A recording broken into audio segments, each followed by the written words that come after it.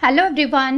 Today we will do miscellaneous problem on matrices. The remaining question we will do today, that is question number 9, 10, 11 and 12. After that there will be MCQs that you can check out in the short videos. Fine. So let us start. Question number 9 is here. Find value of x if these three matrix multiplication is equals to 0. तो पहले इसके order check कर लेते हैं. ये हमारे पास है 1 cross 3 row matrix है. दैट इज 3 क्रॉस 3 एक स्क्वायर मैट्रिक्स है. And this one is 3 cross 1 ये कॉलम मैट्रिक्स है. तो यहाँ पे 3 और 3 सेम है, मल्टीप्लिकेशन पॉसिबल है. ये 3 और 3 भी सेम है, इसकी भी मल्टीप्लिकेशन पॉसिबल है. बट हम 1 बाय 1 करेंगे. कोई भी दो पेयर को लेके स्टार्ट कर सकते हो. आप लास्ट 2 को कर सकते हो या फर्स्ट 2 को, दैट्स अप टू यू. यहाँ पे हम फर्स्ट 2 को फर्स्टली मल्टीप्लाई करेंगे. ठीक है. अब जो हम मल्टीप्लाई करके हमारे पास आएगा उसका ऑर्डर क्या होगा, दैट इज 1 क्रॉस 3. ठीक है. उसमें एक ही रो आएगी और 3 एलिमेंट्स आएंगे. ये बहुत ज़रूरी पॉइंट है. अगर आपको ये ऑर्डर ना समझ आए दैट मीन्स आपका क्वेश्चन गलत हो सकता है. अब हमें क्या करना है, 1 रो विथ फर्स्ट कॉलम, एक ही रो है ना यहाँ पे.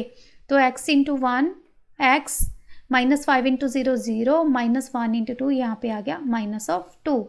अब इसको जब सेकेंड कॉलम से किया, ये फर्स्ट वाला 0 ही है, साथ में आ जाएगा माइनस ऑफ 10. लास्ट वाला भी 0 है तो वो भी हो गया 0.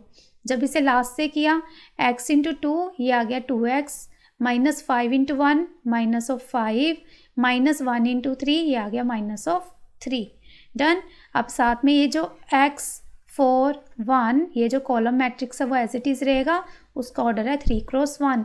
अगेन देखो इनकी मल्टीप्लिकेशन पॉसिबल है और जो मैट्रिक्स बनेगा उसका ऑर्डर क्या होगा, that will be 1 cross 1. That means एक ही एलिमेंट बनेगा, हमें बस उसकी कैलकुलेशन ही करनी है. So let us start. 1 रो 1 कॉलम, यहाँ पे आ जाएगा first x into x minus 2, first element को किया ना. देन माइनस 10 इंटू 4 ये आ गया माइनस ऑफ 40. जब 2x माइनस यहाँ पे माइनस 5 माइनस 3 माइनस 8 भी लिख सकते हैं ना, इसे 1 से किया, ये आ जाएगा plus 2x minus 8 is equals to 0, जैसे कि हमें स्टेटमेंट में गिवन है. अब इसे जो सिंप्लीफाई करना है, इसे मैट्रिक्स से बाहर भी लिख सकते हैं बिकॉज 1 ही एलिमेंट है. ये हो जाएगा x square minus 2x minus 40 plus 2x minus 8 is equals to 0. अब देखो ये 2x और 2x हो गए कैंसिल, हमारे पास आ गया x square minus 48 is equals to 0. That means x square is equals to 48 हो गया. फर्दर x को लिख सकते हैं plus minus square root of 48 और यू कैन राइट इट 48 को जब हम फैक्टराइज करेंगे ये आ जाएगा 4 square root of 3. Fine. So this will be your answer. Question number 10 is there. A manufacturer produces 3 products X, Y, Z which is sell in to market. Annual sales are indicated below. यहाँ पे sales given है product की, per product 10,000, 2,000, 18,000, that is in market 1. Then in market 2 respective sale is given. Now the first part is there. If unit sale price हमें given है XYZ are rupees 2.50, rupees 1.50 and rupees 1 respectively. XYZ की unit cell given है, unit cell XYZ की. Find the total revenue, हमें revenue find out करना है each market with the help of matrix algebra. तो कैसे करेंगे, अगर सिंपली आपको रेवेन्यू चाहिए होता है तो आपका रेवेन्यू कैसे आप फाइंड आउट करते हो, revenue is equals to SP, that means जो आपका सेलिंग प्राइस है, multiply with unit of product. ठीक है. जो भी आपके प्रोडक्ट है उसके कितने यूनिट्स आपने सेल किए हैं तो उससे आपके पास रेवेन्यू आ जाता है. फॉर एग्जांपल सपोज आपके पास एक पेन है, उसका सेलिंग प्राइस आपने 10 रखा, आप 10 रुपीज़ में उसे सेल कर रहे हो और आपके पास टोटल 5 यूनिट्स है, उसके प्रोडक्ट के 5 यूनिट्स है, तो आपका रेवेन्यू कितना हो जाएगा, 50 रुपीज़ आपका रेवेन्यू हो जाएगा. सिमिलर वे से हम यहाँ पे करेंगे बट यहाँ पे मैट्रिक्स अलजेब्रा यूज़ करना है. So let us do it. यहाँ पे हम पहले मैट्रिक्स फॉर्म में लिखेंगे. ये जो प्रोडक्ट्स गिवन है, हमें प्रोडक्ट्स की सेल्स गिवन है. फर्स्ट 10,000 x के लिए है, देन y के लिए है, देन z के लिए. 3 प्रोडक्ट्स है तो इस तरह से उन्होंने सेल्स गिवन है. अब यहाँ पे आ गया 6,000, 20,000, देन 8,000. फाइन. तो ये तो हो गया प्रोडक्ट मैट्रिक्स जिसमें हमें प्रोडक्ट्स की क्वांटिटीज गिवन है. फाइन. अब आ जाएगा यहाँ पे सेल प्राइस, जो सेलिंग प्राइस है पर यूनिट, दैट इज 2.50. इसे हम लिखेंगे कॉलम मैट्रिक्स में 1.50 एंड 1.00. Is that clear? तो बेसिकली हमें क्या करना है, हमें मल्टीप्लाई ही करना था, बट यहाँ पे हम मैट्रिक्स में मल्टीप्लाई करेंगे। तो मैट्रिक्स मल्टीप्लिकेशन तो बड़ी सिंपल है, आप इन्हें जस्ट मल्टीप्लाई करो and you will get your answer. Multiply कैसे करते हैं, फर्स्ट रो फर्स्ट कॉलम ऐसे करते हैं ना, तो उसी के अकॉर्डिंग इसे सॉल्व करेंगे। Now let us start. यहाँ पे हमारे पास फर्स्ट रो ये है, इसे फर्स्ट कॉलम और यू कैन से 1 कॉलम ही है यहाँ पे, इस कॉलम से हमने मल्टीप्लाई करना है। 10,000 को 2.50 से कर लो या 2.5 से कर लो, both are same, that will give you 25,000। Fine.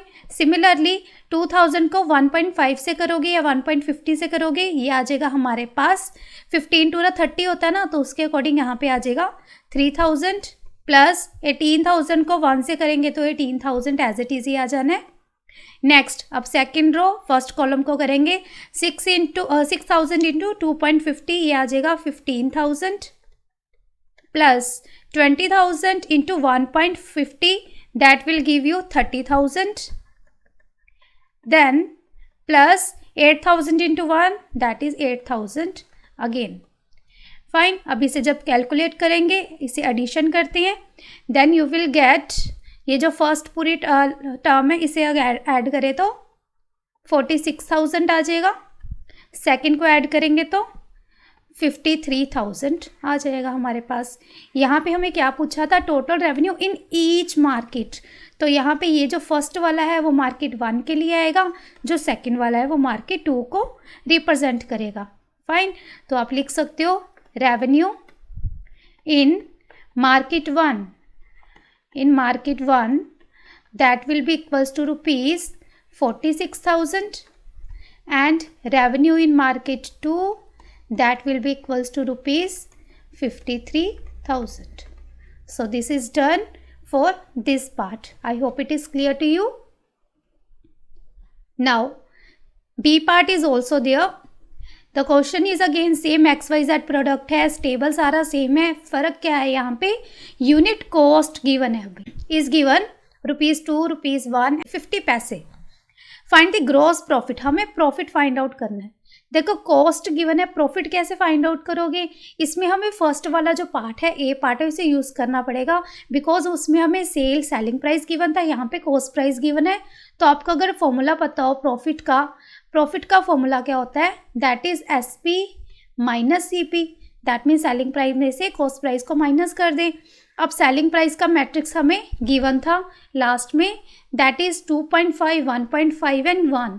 So let us right it down, 2.5, 1.5 and 1 minus जो कॉस्ट प्राइस है ये हमें गिवन है 2, 1 एंड 50 पैसे, इसे किसे लिखेंगे 0.50, इसी तरह से लिखेंगे ना।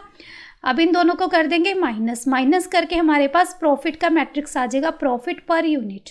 फाइन। 2.5 में से 2 माइनस की 0.5 आ गया, 1.5 में से 1 गया, ये भी 0.5 आ गया, और लास्ट तो ऑब्वियसली 0.5 ही है। तो हमारे पास प्रॉफिट का मैट्रिक्स आ गया। अब इसे सोल्व करना थोड़ा ज़्यादा ईजी हो जाएगा। अब हमें क्या करना है, पर प्रोडक्ट को प्रॉफिट से मल्टीप्लाई कर देंगे, you will get your profit value. तो यहाँ पे पहले मैट्रिक्स बना लें, यहाँ आ जाएगा 10,000 as it is, then 2,000, 18,000। Fine. Next में आ जाएगा 6,000, 20,000 एंड 8,000। अब यहाँ पे हम क्या बनाएंगे, यहाँ पे प्रॉफिट का ये जो मैट्रिक्स है वो लिखेंगे 0.5, 0.5 एंड 0.5। अब इन्हें करते हैं multiply, first row first column, again similar process है। 0.5 से जब आप किसी को मल्टीप्लाई करते हो तो बेसिकली आपको उसे हाफ कर देना है। 10,000 है, उसका हाफ हो जाएगा 5,000 प्लस 2,000, उसका हाफ हो जाएगा 1,000, 18 का half 9,000।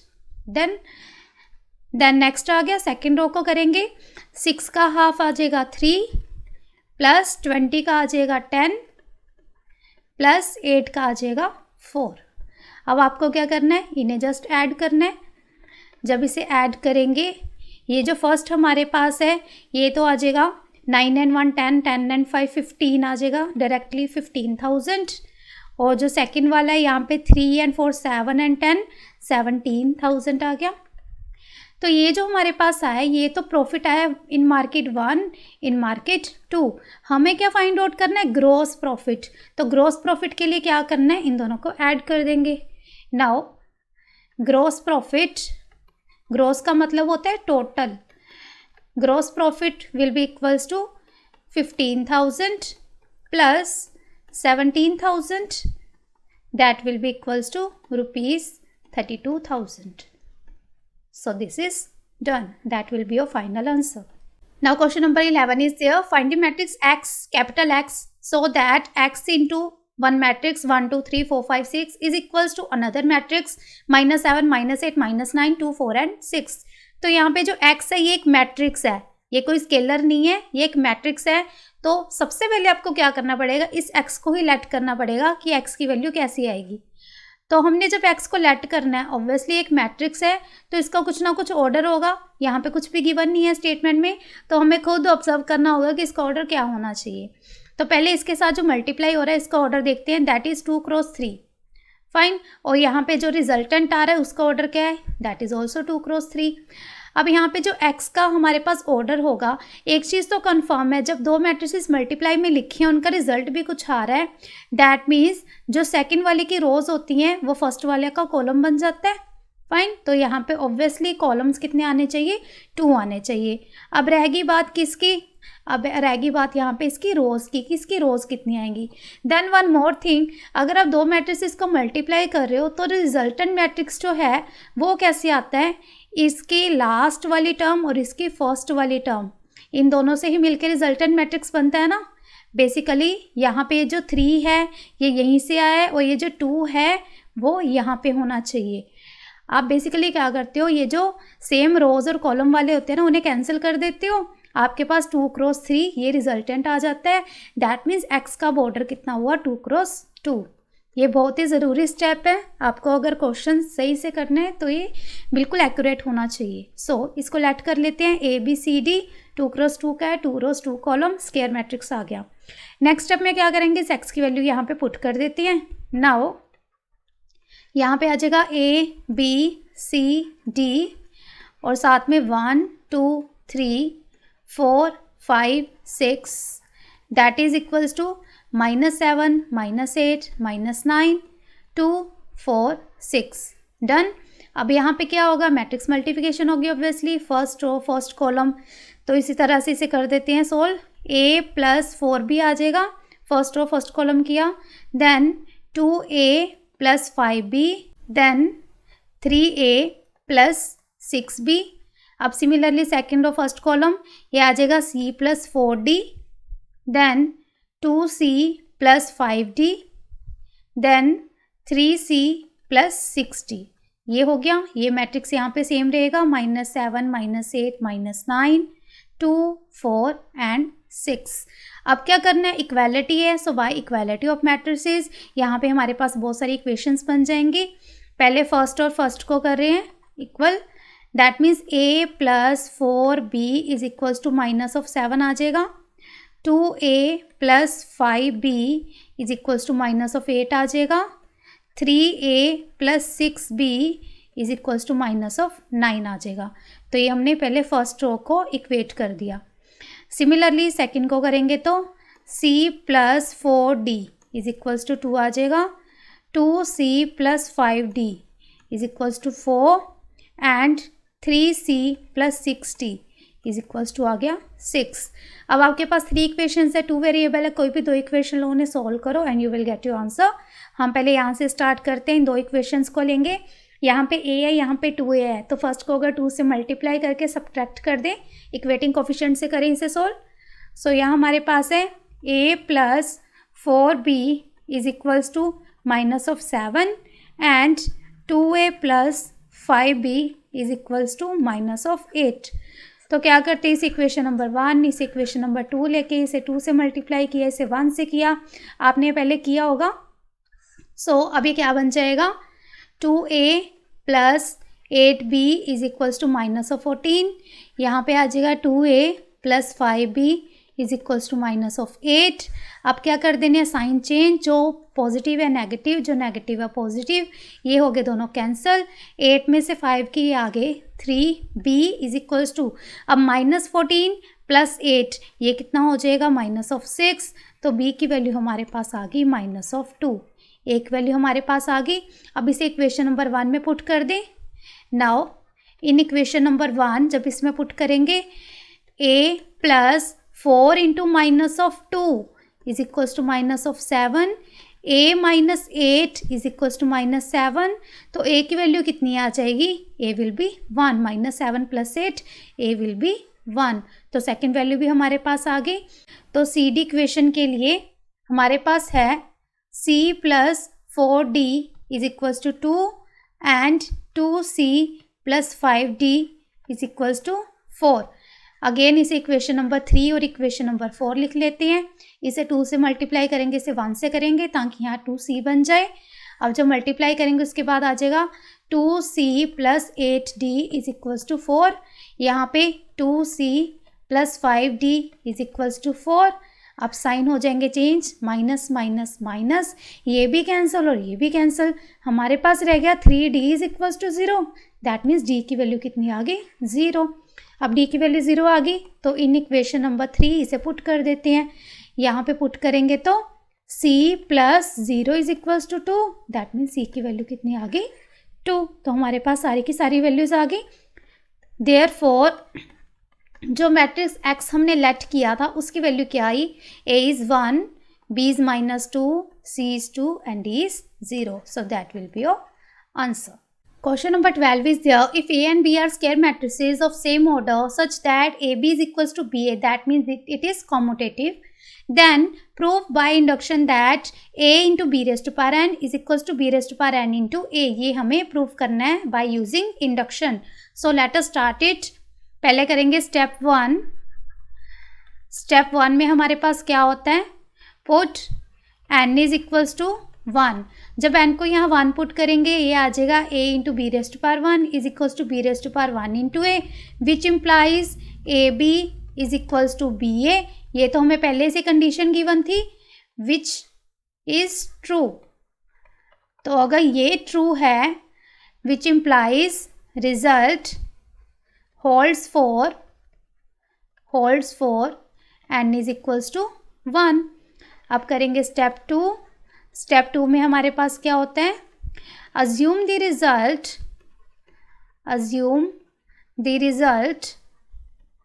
For n is equals to k। इसके लिए अज्यूम करेंगे तो हमारे पास आ जाएगा a into B raised to power k is equals to B raised to power k into a, let it be equation number 1, तो ये हमने अज्यूम कर लिया। Now step 3। स्टेप 3 में क्या करना है हमें, we have to prove, so we have to prove the result for n is equals to k + 1। k + 1 के लिए हमें इसे प्रूव करना है, दैट मीन्स टू प्रूव में क्या लिखेंगे, we have to prove a into B raised to power k + 1 is equals to B raised to power k + 1 into a, तो ये हमें प्रूव करना है। सो यहाँ हम लेफ्ट हैंड साइड से स्टार्ट करेंगे और राइट हैंड साइड पे पहुँच जाएंगे। So let us do it. Now left hand side हमारे पास क्या है, that is a into B raised to power k + 1, तो ये हमारे पास लेफ्ट हैंड साइड है। इसे ब्रेक करके लिखें, a into B raised to power k into b, इस तरह से लिख सकते हैं इसे। Further a into B raised to power k, इसकी वैल्यू तो हम वहाँ से ले सकते हैं जो हमने अज्यूम किया step, that is equation number 1, तो इसकी वैल्यू अगर यहाँ से पुट कर दें ये आ जाएगा b raised to power k into a into b। हमने क्या यूज़ किया, बिकॉज ऑफ इक्वेशन नंबर 1, और you can write it by step number 2। अब देखो हमारे पास आ गया b raised to power k into A b, तो ए बी तो हमें स्टेटमेंट में गिवन है कि इसे हम बी ए लिख सकते हैं, यहाँ पे आप रीज़न भी दे सकते हो because A B is equals to B A. तो यहाँ पे अब देखो B raised to power k और बी रेस्ट टू पावर 1 इकट्ठे आ गए, इसे लिख सकते हैं B raised to power k + 1 into A, तो ये हमारे पास क्या आ गया, that is equals to right hand side, hence left hand side is equals to right hand side, so result holds, so result holds for n is equals to k plus 1. Therefore, it is true for every n belongs to capital N. यहाँ पे भी होता है for all n belongs to capital N. तो हर एक natural number के लिए ये रिजल्ट होल्ड करेगा. By what? By principle of mathematical induction this result hold. तो ये तो हो गया सोल्व. अब देखते हैं फर्दर वाला स्टेप क्या था. यहाँ पे लिखा था further prove that a B whole raised to power N is equals to a raised to power n b raised to power n for all n belongs to N. That means यहाँ पे 2 questions हैं induction के. एक तो हमने solve कर लिया, दूसरा भी हमें सॉल्व करना है. दैट मीन्स अब ये हमारी स्टेटमेंट है और इसे हमने इक्वल प्रूव करना है. फर्दर का मीनिंग क्या है? इसमें एक फर्दर का बहुत इंपॉर्टेंट रोल है. फर्दर का मीनिंग ये है कि आपको इसको यूज़ करना है इसे प्रूव करने के लिए. वो आपको पता चलेगा कि हम कैसे यूज़ करेंगे. सो let us start with the further part. इसे हम पार्ट 2 भी लिख सकते हैं. ठीक है, पार्ट 2 और you can right further part. अब यहाँ पे ये गिवन है तो स्टेप 1 इसका बिल्कुल सेम प्रोसीजर चलेगा. स्टेप 1 में put n is equals to 1. तो यहाँ पे आ जाएगा a B raised to power 1 is equals to a raised to power 1 b raised to power 1. तो ये तो होल्ड ही करता है ना. ये क्या आ गया? A B is equals to a b हो गया which is true. That means the result holds for n is equals to 1. अब हमारे पास आ गया स्टेप 2. स्टेप 2 के लिए हमें क्या करना होता है? Now assume the result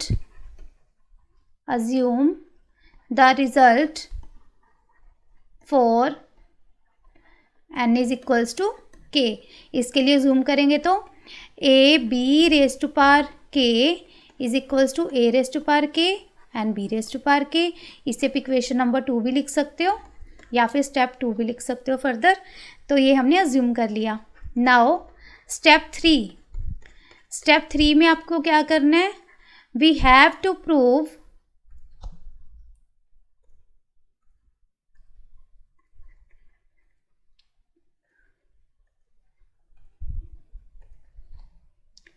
So we have to prove the result. We have to prove the result for n is equals to k plus 1. That means हमें to prove में क्या लिखना है? अब we have to write here a b raised to power k plus 1 is equals to a raised to power k plus 1 and b raised to power k plus 1. तो ये हमें prove करना है. So let us start with left hand side. Now left hand side हमारे पास क्या है? That is A B whole raised to power K plus 1. तो इसे ब्रेक करें, इसे लिख लें A B raised to power के into A B raised to power 1. Done.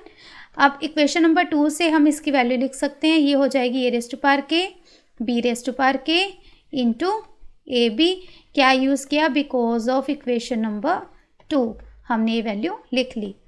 Further अब देखो यहाँ पे अब हम फर्स्ट वाले पार्ट को यूज़ करने लगे हैं. बी रेस्ट टू पावर के इंटू ए, इसे एक ब्रैकेट में लिख लें. कोई चेंज नहीं किया, बस इन्हें इकट्ठा लिखा है. अब बी रेस्ट टू पावर के इंटू ए, इसे हम क्या लिख सकते हैं? बाय पार्ट 1 आप यहाँ से भी देख सकते हो. अगर b raised to power n है, इसे ए बी एन लिख सकते थे, तो इसे A into B raised to power K लिख सकते हैं. ये बहुत ही इंपॉर्टेंट स्टेप है बिकॉज ऑफ पार्ट 1. और you can write because A B raised to power N is equals to B raised to power N A. ये हमने अभी प्रूव किया है. प्रूफ अर्लियर भी लिख सकते हो साथ में इसके. तो ये लिखने के बाद यहाँ पे क्या आ गया? देखो ए रेस्ट टू पावर के into A, B raised to power के इंटू बी. अब देखो मल्टीप्लाई में पावर्स ऐड हो जाएंगी. ए की पावर में आ जाएगा के प्लस 1 और बी की पावर में भी आ जाएगा के प्लस 1. तो ये हमारी क्या थी? यही थी राइट हैंड साइड. देयरफॉर अगर ये रिजल्ट के प्लस 1 के लिए होल्ड कर रहा है, therefore result holds for every n belongs to capital N by what? By principle of mathematical induction. So this is done. If you like this then please like, share and subscribe my channel. Thank you.